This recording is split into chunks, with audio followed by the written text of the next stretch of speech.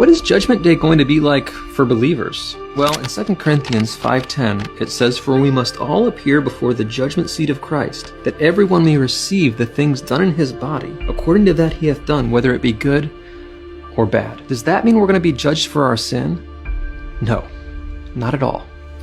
Because all of the wrath of God for all of your sin was taken out on Jesus on the cross. It was paid for. We will not have to answer for our sin.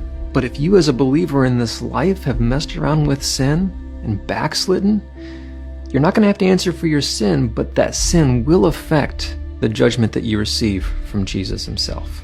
Let me explain.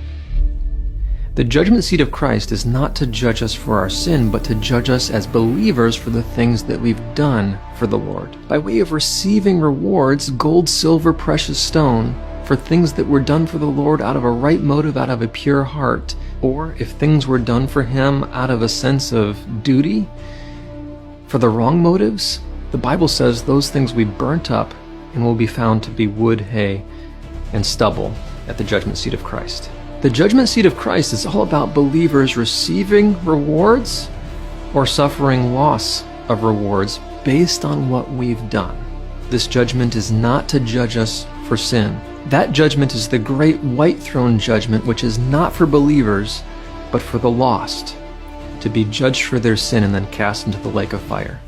As believers, our sin is gone. It is paid for. But be careful, believer, how you live this life.